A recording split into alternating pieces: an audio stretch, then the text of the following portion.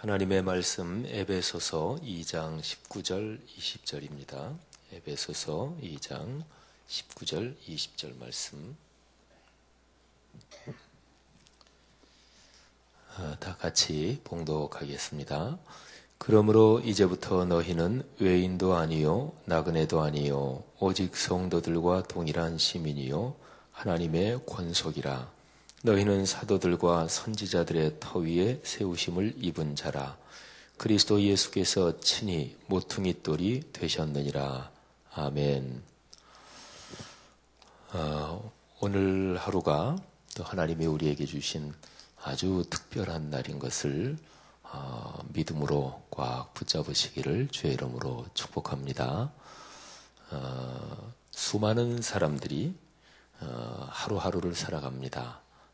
그야말로 사막에 부는 바람에 그 모래먼지가 있을 거 아니겠어요? 그런 모래 알갱이처럼 그렇게 수많은 사람들이 오늘 하루를 또 살아갈 것입니다. 그리고 사람은 살아가면서 누구나 다 기대가 있지요. 기대가 전혀 없다. 그러면 그걸 가리켜서 절망이라고 그래요. 망자가 바란다, 기대한다 그런 거잖아요. 절자가 끊어진다 그런 거잖아요. 진짜로 글자 그대로 절망하면 그러면 사람이 죽죠. 그잖아요. 그러니까 사람은 사실은 살아가면서 크든 작든 누구나 기대를 가지고 살아갑니다. 또 사람이 공통적으로 바라는 기대도 있고 또 개인적으로 바라는 기대도 있습니다. 근데 중요한 것은 성경에 오늘 일을 내일로 미루지 말라. 또 내일 일을 너희가 알지 못한다. 뭐 이런 시간에 대한 말씀이 많은데, 근데 믿음이라는 것은 뭐냐면요. 내가 기다리고 기대해온 것, 그게 오늘 내게 이루어진다. 이게 어느 순간에 갑자기 깨달아지면서 마음에 그냥 한없이 감동이 밀려오는 거, 그게 바로 믿음이지요. 오랫동안 기다려온 게 오늘이면 안 되나요? 한번 그 생각을 해보세요. 제가 어제 가만히 말씀을 묵상하다가 이런저런 생각이 들어요. 지금 에베소서 묵상하면서 오늘 2장 19절 말씀에 그러므로 이제부터 이 말씀을 한번 잘 생각해 보십시오. 그러므로 이제부터. 그 중에서 이제부터라는 단어를 생각을 해보세요. 사도 바울이 에베소서 편지를 에베소에 있는 성도들한테 보냈죠. 그리고 이 편지는 이제 학자들이 연구한 바에 따라서 필시 회람 편지였을 것입니다. 그래서 에베소에 있는 에베소는 큰 도시였어요. 그 당시에 로마가 지중해를 중심으로 전 세계를 다스리면서 이 주 단위로 뭐 미국도 52개 주가 있고 뭐 이러잖아요. 그런 것처럼 주로 해서 통치를 했어요.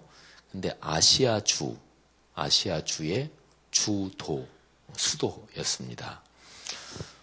근데 그 에베소의 큰 도시니까 거기에 성도들이 많았을 테고 또 사도 바울은 에베소 전도가 에베소 선교가 사도 바울이 평생 선교한 것 중에서 제일 길었어요. 근 뭐 3년 가까이 그렇게 됐습니다. 사도 바울은 뭐 어디는 뭐 몇 주 있다가 가고 어디는 그냥 선포하고 가고 한 군데에 오래 머무르는 사람이 아니었거든요. 에베소가 3년, 그 다음에 고린도라는 도시에 1년 반, 그리고서는 아마 길지들 않았을 거예요. 근데 에베소 전도는 굉장히 성공적이었습니다. 그러니까 큰 도시, 그리고 거기 예수 믿는 사람들이 많이 생겼고 또 도시 여기저기 교회들이 생겼는데 그때는 교회 건물을 지은 게 아니에요. 교회 따로 건물을 지은 게 아니고 예수 믿은 성도들 중에서 성도들의 가정에서 모였죠. 좀 어떤 분이 집이 좀 큰 집이 있다. 그러면 이제 그분의 집에서 모이고 또 자기의 집을 예배처소로 오픈한다. 그러면 또 거기에서 모이고 그게 교회였어요. 그러니까 요즘식으로 표현하면 가정에서 모이는 가정교회 형태였다고 볼 수가 있어요. 구역 예배가 귀한 이유가 그것입니다. 우리 집을 구역 식구들이 와서 예배를 드리는 가정 예배는 가장 최초의 성경적인 초대교회의 원형을 지금 다시 재현하는 거다. 이렇게 보시면 돼요. 그래서 성도들이 와서 또는 목회자가 와서 가정예배를 드리는 것은 큰 축복인 것을 잘 아셔야 그게 더 큰 은혜가 되죠. 근데 어쨌든 그렇게 쭉 회람 편지였을 텐데, 근데 바로 여기 에베소서 2장 19절 말씀, 이 부분을 이제 편지 온 거 사도의 권면을 쭉 낭독했을 거 아니겠어요? 근데 그 장면을 한번 생각해 보세요. 우리처럼 이렇게 지어진 교회당 건물은 아니었을 테고 어느 가정에서. 근데 가정이라 그래도 그 당시의 가족은 우리의 옛날의 대가족처럼 그렇게 비슷하게 생각하시면 됩니다. 요즘은 가정 그러면 엄마, 아빠, 애 하나, 아이 둘, 이 정도잖아요. 근데 우리 옛날에는 안 그랬잖아요. 그 당시도 여기도 마찬가지예요. 그래서 보통 가족 이렇게 하면은 집안에 있는 그 가솔들까지 다 포함한 개념이에요. 그래서 빌립보 간수가 자기의 가족들을 다 불러서 세례를 받았다. 그거는 엄마, 아빠, 애 두셋 이 정도가 아닙니다. 가족에서 일하는 하인들 전부 다 이런 뜻이거든요.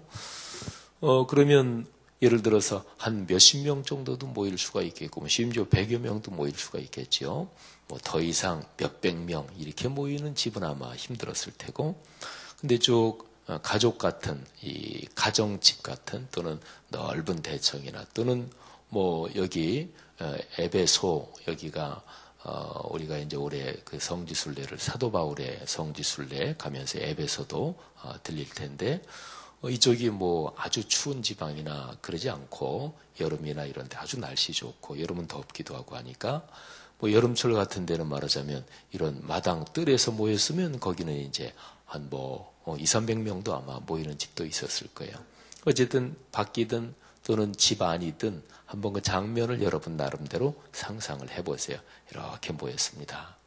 그리고 앞에서 어떤 교회 섬기는 분이 사도 바울 에베소 교회를 크게 전도했고 부흥시켰던 그분이 보내는 편지를 읽는 거예요. 그리고 이미 그때에는 사도 바울은 부르는 대로 사도거든요. 그리고 사도, 선지자 이런 분들이 전해준 말씀을 하나님의 말씀으로 믿고 그 말씀에 순종했고 이게 초대교회니까. 그러니까 사도 바울이 보낸 편지지만 하나님의 권면으로 그렇게 이제 듣고 있는 거죠. 근데 쭉 에베소서 1장부터 처음 편지를 쓸 때는 1장, 2장 그렇게 쓰지는 않아요. 그냥 편지 쭉 쓰지요. 그래서 아마 6장 정도 이 정도면 그냥 우리가 오늘 장수로 나눠진 거로 1장부터 6장까지 그냥 쭉 다 읽었을 것입니다. 아니면은 한 절반 읽고 나중에 절반 읽고 이랬을지 모르지만 아마 필시 그냥 처음부터 끝까지 다 읽었을 거예요. 듣는 분들이 사모하는 마음을 가지고 들었을 거 아니겠어요?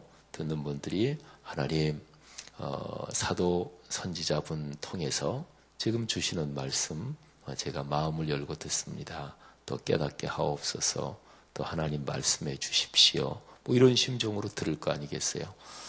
적어도 구약 성경부터 내려온 그 말씀을 듣는 전통, 또 말씀에 순종하는 전통, 그거는 기독교인에게 새로운 게 아니었습니다. 그러니까 간절한 심정으로 또 앞에서 낭독하는 사람을 이렇게 쳐다보면서 듣는 그 분위기를 한번 생각해 보세요. 쭉 낭독을 합니다. 어떤 사람은 1장 3절부터 14절에 있는 그 감격적인 영광의 찬양에서 막 가슴이 뜨거워지기도 했을 것입니다. 또 하나님께서 어떤 사람에게는 쭉 읽어 내려가는 구절 가운데 어떤 구절을 통해서 굉장히 강력하게 그 사람을 권면하고 그 사람이 요즘 삶에 있는 힘든 것을 해결해 주시려고 하나님께서 굉장히 강력하게 또 성령으로 말씀해 주셨을 것입니다. 근데 그 중에 어떤 사람이 에베소서 2장 19절 이 부분을 쭉 낭독하는데 그러므로 이제부터 너희는 외인도 아니요 나그네도 아니요 오직 성도들과 동일한 시민이요 하나님의 권속이라. 요 19절 요 부분을 읽는데 감동을 받은 사람이 있었을까요? 네, 저는 있었다고 생각을 합니다. 특별히 이 구절에서 그러므로 이제부터 우리 한글 번역으로 말하면 네 글자, 요 한 단어, 헬라어로도 한 단어예요. 이제부터 요 단어 하나에 꽉 감동을 받은 사람이 있었을까요? 있었을 거야 아마. 여기 19절에 보면 외인도 아니다, 나그네도 아니다 그랬는데요. 그 당시의 사회 구조 속에서는요, 예를 들어서 어떤 사람이 로마 시민권을 가지고 있었다. 그럼 시민권을 가지고 있는 사람하고 시민권을 안 가지고 있는 사람하고는 아주 확연하게 차이가 납니다. 사회에서 살아가는 권리 등등 이런 거에서 아주 엄청나게 차이가 나요. 그래서 이 뒤에 성도들과 동일한 시민이다. 하나님의 권속이다. 이게 그 당시에 로마가 다스리고 있던 그 통치하던 사회에서 시민이다. 이거는 엄청난 것입니다. 그래서 사도 바울이 한번 예루살렘에서 잡혀 있을 때, 갇혀 있을 때 사도 바울이 항의를 한번 하지요. 그 지키는 병사들한테 가서 얘기해라. 내가 로마 시민권 가진 사람이다. 내가 시민이다. 근데 시민권 가진 사람을 무슨 일이 있다고 잡아가지고 사실관계 확인도 안 하고 너희가 채찍으로 치고 그래도 되는 거냐. 가서 천부장한테 얘기해라. 얘기했더니 천부장이 직접 왔어요. 그러니까 천부장이면요. 한 1000명 정도, 이 정도 되는 사람, 그 군인들을 거느린 사람인데 오늘날로 말하면 사단 규모까지는 안 되지만 어느 일정 지역의 최고 사령관 같은 그런 사람이에요. 그러니까 예루살렘에서는 천부장이 로마 군대 조직에서 최고위 지휘관입니다. 근데 그 사람이 직접 왔어요. 그러면서 걱정하면서 얘기하면서 이렇게 얘기해요. 나는 로마 시민권 돈 주고 샀는데 그 당시 그럴 것도 있었거든요. 그것도 합법적으로. 근데 그런 얘기하니까 사도 바울이 나는 태어나면서부터 나는 시민이요. 그러니까 이 천부장이 겁내합니다. 괜히 이것 때문에 자기 모가지까지 날아가지는 않겠지만 불이익을 받을까봐. 시민권은 그런 것이었습니다. 우리 교회에도 우리 몽골이나 또 베트남이나 외국에서 오신 외국인 노동자분들 계시잖아요. 근데 그분들 중에서 이게 지금 국가의 구조가 그래요. 이게 외국인 노동자들 다 검사해가지고 정식 합법 처리 없는 사람 싹 내보낸다. 그거 얼마든지 국가의 행정력으로 할 수 있거든요. 다 특별하게 좀 예외 빼놓고는 다 파악이 되거든요. 근데 그 사람들 못 내보내요. 그 사람들 내보내면 우리나라 공장들 안 돌아가요. 또 식당들 거기에서 우리 일하시는 분들이 이렇게 쓸 때 외국인 분들 많잖아요. 또 저쪽에 우리 조선족 분들. 근데 아무래도 모든 장사가 다 그렇듯이 비용이 절감이 돼야 그래도 이익이 조금 나고 그러는데 그분들 안 쓰고 그냥 우리나라 사람 이만큼 임금 높아지고 그렇게 쓰면은 이게 장사 안 되고 문 닫을 집들 많을 거예요. 근데 이제 그분들한테 말이죠. 정식적인 합법적인 재료, 비자 이거를 주는 게 얼마나 큰일이겠습니까? 아마 우리 교회 분들 중에서도 외국에서 생활하신 분들 그런 분들은 아실 거예요. 저도 독일에 몇 년 있고 하면서 이게 비자 연장되는 거 거기서도 비자 연장 안 되잖아요? 그러면 그냥 나가는 거예요. 그거는 불법 체류가 되니까 이게 아주 굉장히 아주 심각한 문제죠. 그러니까 내가 지금 사는 땅에 발을 디디고 편하게 숨쉬며 살 수 있다. 그게 바로 체류 허가. 그걸 가리켜서 비자라고 그러죠. 여기에 시민이라는 거는 그 당시에 이런 사회 문화적인 그 당시 사는 세계에서 생각하면 이게 엄청난 의미를 가진 거예요. 근데 사도 바울이 이제 보낸 편지를 하나님의 권면을 쭉 낭독하는데 이제부터 너희는. 근데 거기에 종이 있었을 것입니다. 초대교회는 종들이 많았어요. 그리고 적어도 초대교회에 종들이 교회 공동체에 들어와서 노예 신분 있는 사람들이 교회 공동체에 들어와서 은혜를 받고 뭐 주인 이런 권력 있는 사람들하고도 같이 어우러져서 아름다운 교제를 나누는 일이 많았습니다. 물론 그때도 권력이 있고 사회적으로 대단한 사람이 내가 저런 노예 것들하고 같이 무슨 뭐 내가 여기 앉아있나 그런 사람이 그때도 물론 있었습니다. 인간 사는 거는 옛날이 지금이나 다 비슷해요. 어쨌든요. 근데 거기 있는 어떤 노예 신분을 가진 그리스도인이 말이죠. 이 구절을 읽으면서 그러므로 이제부터 이 이제부터라는 말에 굉장히 강한 성령의 감동하심을 받고 그리고서 마음에 힘을 얻은 그런 사람이 있었을까요? 있었을 거예요. 사랑하신 여러분, 이제부터 그러니까 오늘부터 이렇게 바꿔도 되겠죠. 여러분과 저한테 하나님이 오늘 또 한 날을 주셨습니다. 오늘 이 날이 위대한 날이면 안 되나요? 여러분이 오랫동안 기도해오고 오랫동안 바랐던 그 일이 오늘 이루어지는 바로 그 날이 되면 안 되는 건가요? 사랑하신 여러분, 우리 그리스도인은 하나님의 자녀들입니다. 내가 믿음으로 하나님께 간구한 것을 받으리라고 믿는 믿음을 가지고 사는 거지요. 오늘이 그날이 될 수 있습니다. 사랑하신 여러분이 하나님 앞에 기도하는 제목을 믿음을 가지고 응답받은 줄을 믿고 오늘 하루 걸어가시기를 주의 이름으로 축복합니다. 제가 하나 체험한 거 얘기를 하지요. 제가 창세기 쭉 읽어 내려가다가 30장 후반 40장 이 부분을 읽어 내려가면 40장대로 넘어가면 요셉이 그 애굽의 총리가 드디어 되지요. 그래서 아들을 낳습니다. 첫째 아들, 둘째 아들. 그래서 그 아들을 낳고 이름을 짓는데 첫째 아들은 에브라임, 둘째 아들은 므낫세 이렇게 지었단 말이에요. 첫째 아들이 므낫세죠, 므낫세. 근데 므낫세란 이름의 뜻이 잊어버린다 그런 거예요. 여태까지 고생 다 잊어버린다. 아버지 집안일 다 잊어버린다. 그 다음에 에브라임 둘째 아들 이름은 그 뜻이 창성한다. 그리고 창대하게 한다. 뭐 번성하게 한다. 그런 얘기. 풍요롭다. 근데 에브라임이란 이름을 이 내가 고생하고 수고한 애굽 땅에서 하나님이 이제는 풍요롭게 번성하게 한다.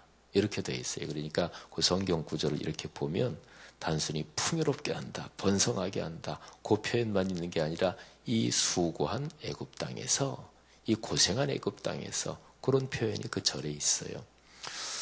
근데 첫째 아들은 아버지 집안일 형들한테 팔렸고 고생했고 다 잊어버린다. 근데 드디어 이제 성공했으니까 옛날 일 다 잊어버린다. 어떤 면에서는 거기에는 형들에 대한 섭섭함, 나중에 형들 내가 복수하고 이럴 것까지는 아니지만 내가 형들 언제 한번 만나면 따져야지 이런 섭섭함이나 어느 정도의 원망 아마 있었을 거예요. 근데 그것도 잊어버린다 아마 이런 생각도 이름 뜻에 포함되어 있었을지도 모르겠어요. 근데 둘째 아들을 낳고서는 하나님이 나를 번성하게 한다. 에브라임이라는 이름의 뜻이 기본적으로 그거거든요. 그러니까 이제는 마음의 상처도 다 치유됐고 그랬나 보다.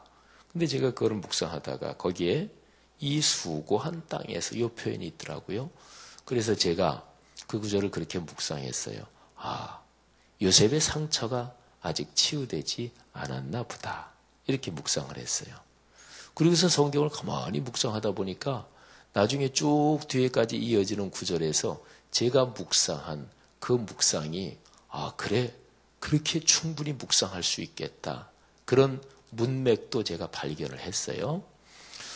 그리고 나서 이제 제가 성경 주석을 찾아봤죠. 기독교 역사상 수많은 사람들이 주석을 썼을 거 아니겠어요. 100년 전의 주석도 있고 오늘날의 학자가 쓴 주석도 있고 500년 전, 심지어는 7, 800년 전, 1000년 전, 거의 2000년 전에 쓴 주석들도 있어요. 그래서 이제 제가 공부하는 보쿰대학 독일에 있을 때인데 그 도서관에서 거기 가면은 수많은 책들이 있죠. 그래서 찾아서 그 부분을 살펴봤어요. 어렵지 않죠. 대개 주석은 창세기부터 계시록까지 순서대로 되어 있고 창세기 몇 장 몇 절 나온 거 뽑아서 그 한두 페이지만 보면 되니까. 근데 그렇게 저처럼 묵상한 사람이 없더라고요. 대개 이제 우리 목회자들은요, 어떤 묵상을 하고 말씀을 준비하고 할 때 대개 어느 정도 준비하고 하는 과정 가운데 주석을, 적어도 표준적인 그런 주석을 이렇게 한 번쯤 들춰봅니다. 내가 묵상하고 연구하고 준비했지만 이게 기독교 전통에 따라서 혹시 너무나 잘못됐을 수도 있잖아요. 그렇기 때문에 대개 한 번 정도는 한두 번 찾아보는데, 근데 보니까 저처럼 에브라임이란 이름의 뜻을 그렇게 묵상한 사람이 없어요. 이 주석 저 주석 다 찾아봤는데. 근데 그럴 때는 이제 목회자들이 두 가지로 생각하면 됩니다.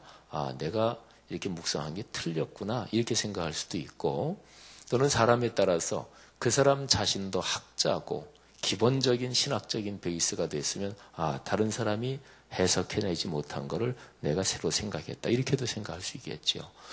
근데 어쨌든 자 찾아봐도 저처럼 그렇게 묵상한 사람이 없어요. 그래서 아유, 내가 묵상이 너무 좀 지나쳤나, 또는 뭐 어땠나, 뭐 이러면서 이제 이러고 있는데, 쭉 찾아보는데 어떤 책을 하나 딱 빼가지고 그 페이지를 딱 이렇게 열어서 그 부분을 읽어보는데, 이 전기가 오는 것처럼, 머리끝부터 발끝까지 전기가 쫙 오는 것처럼, 전율이 오는 것처럼 그런 느낌이 오면서 제가 묵상한 게 정확하게 거기 있더라고요. 한 500년 전에. 그 사람이 누구냐면, 우리 군대 갔다 오신 분은 다 알 거예요. 여기 연세 드신 분들은, 하긴 연세 드신 분들은 애만 소총 쓰셨죠. 제가 군대 생활할 쯤에 칼빈 소총이 있었죠. 칼빈. 근데 이 칼빈이라는 게 제가 지금 농담하는 건데, 제가 하도 딱딱하게 농담해서 농담도 농담하는 겁니다, 이렇게 얘기하는데, 근데 요한 칼빈, 이 사람이 종교개혁자예요. 그러니까 기독교 2000년 역사에서 가장 아주 위대했던 하나님의 사람 얘기하면 종교개혁 시작한 마르틴 루터, 그 다음에 루터보다 조금 한 세대 뒤지만은 거의 루터 살았던 시기에 같이 활동도 했던 요한 칼빈, 존 칼빈, 장 깔뱅이라고도 프랑스식 발음으로 부르지요. 모든 장로교 신앙은 다 거기서 계속된 거예요. 오늘날의 기독교의 모든 신앙이 그 흐름을 보면 루터, 칼빈 이렇게 해서 내려오는 거예요. 근데 그 칼빈, 존 칼빈, 그 양반이 쓴 주석을 보니까 제가 묵상한 게 거기 있더라고요.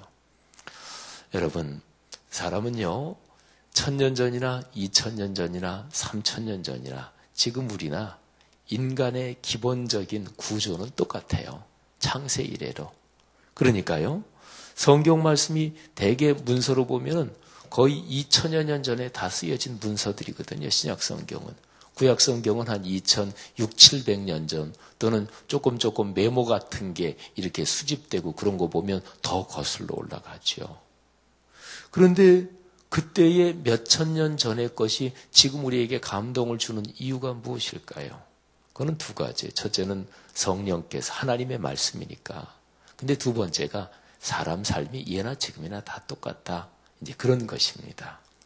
사랑하신 여러분, 2000년 전에도 오늘 에베소서 2장 19절, 그러므로 이제부터, 이 말, 요 구절에 감동을 받고 그날부터 삶이 바뀌고 그날부터 이 깨달음을 얻고, 그래, 내가 세상에서는 노예지만 나는 하나님 나라의 시민이지, 이런 사람이 있었을 거예요. 어려우신 분이 계십니까? 근데 여기에 그러므로 라는 말이 에베소서 2장 19절 앞에서 뭐를 얘기하는지 그걸 한번 보세요. 너무너무 놀랍습니다, 그 말씀이. 사랑하신 여러분, 여러분과 저는 하나님 나라의 시민입니다. 그리고 하나님의 자녀입니다. 이 세상에 육신을 가지고 살지만, 그러나 이 세상의 구조에 함몰되거나 매몰되거나 눌리거나 그럴 필요가 전혀 없는 사람들이에요. 하나님의 위대한 축복이 오늘 여러분의 삶에 넘치기를 축원합니다. 하나님, 은혜를 감사합니다. 오늘의 말씀, 하나님의 거룩한 은총으로 이 새벽 예배 나온 귀한 성도들 마음에 또 삶에 풍성하게 역사하시는 줄 믿습니다. 오늘 하루 가정 살림에서 또 직장 출근하시고, 또는 사업장에 출근하시고, 또는 이런저런 사람 만나고 내가 걸어가면서 하는 모든 일, 하나님이 그렇게 축복해 주실 줄 믿습니다. 오늘부터 또 하나님의 위대한 역사가 이루어지는 날 되게 하옵소서. 이런저런 쉽지 않은 어려운 일들 아무것도 염려하지 말고 오직 모든 일에 기도와 간구로 너희 구할 것을 감사함으로 하나님께 아뢰라는 거룩한 빌립보서 말씀 또 우리가 기억하며 하나님께 응답받아 오늘 하루 복된 하루 되게 하옵소서. 예수님 이름으로 기도 올립니다. 아멘.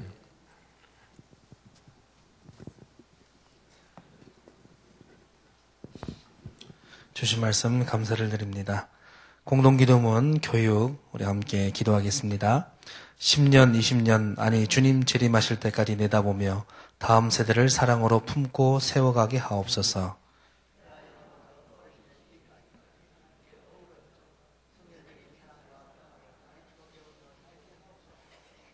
사무엘, 요셉, 다윗 부서를 크게 축복하옵소서. 청년부 싱크를 특별히 힘차게 하옵소서. 다음 세대를 아끼며 기도와 섬김으로 길러내게 하옵소서. 교회와 사회의 미래를 말씀으로 열어가게 하옵소서. 아멘. 주기도문 하시겠습니다. 하늘에 계신 우리 아버지, 아버지의 이름을 거룩하게 하시며 아버지의 나라가 오게 하시며 아버지의 뜻이 하늘에서와 같이 땅에서도 이루어지게 하소서. 오늘 우리에게 일용할 양식을 주시고 우리가 우리에게 잘못한 사람을 용서하여 준 것 같이 우리 죄를 용서하여 주시고 우리를 시험에 빠지지 않게 하시고 악에서 구하소서. 나라와 권능과 영광이 영원히 아버지의 것입니다. 아멘.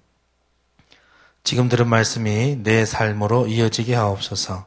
VIP 전도 대상자를 위해서, 일삼기도 사역을 위해서, 싱크 겨울 수련회와 인도네시아 비전 선교, 방글라데시 해외 의료 선교 사역을 위해서, 그리고 오늘도 성락선결교회 온 성도들의 가정과 직장, 학업 하루를 축복하옵소서. 우리 공동기도문과 여기 나온 합심기도로 함께 기도하신 후에 개인 기도하시도록 하겠습니다.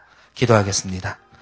하나님 아버지 감사합니다. 오늘의 거룩한 말씀을 들으며 하나님이 우리는 하나님의 백성이요 외인도 아니요 나그네도 아니요 하나님 나라의 권속된 성도임을 하나님 다시 한번 말씀을 통해서 깨닫고 느끼게 하심을 감사합니다. 하나님 아버지 세상 앞에 지배당하지 않게 하시고 믿음으로 세상 가운데 넉넉히 이기며 주님 사랑을 전하며 늘 합평하고 늘 하나님의 사랑에 넉넉한 우리 모두가 될 수 있도록 하나님 인도해 주시옵소서.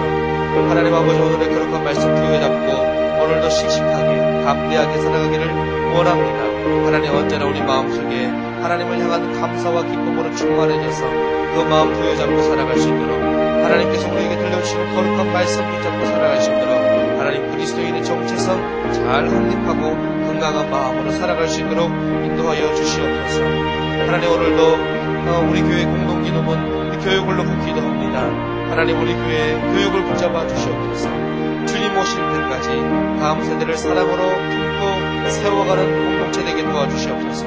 하나님 태아영아부터 어르신이 되기까지 하나님께서 붙잡아 주셔서 말씀과 삶이 어우러지는 공동체로 살아갈 수 있도록 양육하고 또 훈련받고 주의 말씀 앞에 늘 순종하며 살아갈 수 있는 말씀상 공동체 될 수 있도록 주님 인도하여 주옵시고 하나님 특별히 청년부 식구를 주님께서 축복해 주셔서 하나님의 거룩한 말씀으로 힘차게 이상하고 날아오르는 우리 젊은이들 될 수 있도록 주님 인도해 주시기를 간절히 소망합니다. 다음 세대를 늘 길러내며 교회와 사회의 미래를 늘 함께 꿈꾸며 살아갈 수 있는 우리 교회 되게 도와주옵소서. 하나님 오늘 들은 말씀을 기억합니다.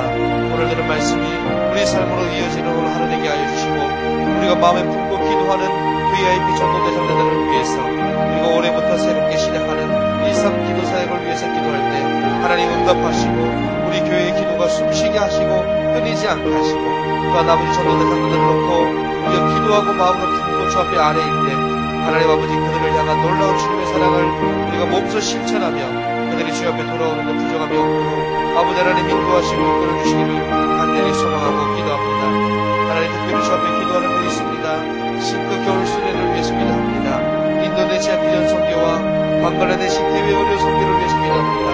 아버지 하나님 귀한 선교 사역, 귀한 겨울 수련회가 아버지 많은 은혜가 되게 하시고 도전이 되게 하시고 깨달음이 되게 하시고 주의 말씀 앞에 굴복하는 복된 시간 될 수 있도록 축복하시고 아버지 하나님 선교한 선교 지역에서 오늘 우리 선교팀이 훈련받고 계신데 저는 선교를 나갔을 때 선교사님에게 힘이 되고 은혜가 되는 복된 만남과 훈련될 수 있도록 도와주시고 우리 젊은이들에게 희망과 꿈이 되는 복된 겨울 수련회가 될 수 있도록 하나님 인도하여 주옵소서. 십자가를 기억하며 공동체를 기억하며 새 참여가 이루어지는 귀한 수련회 될 수 있도록 하나님 인도하시기를 간절히 소망하고 기도합니다.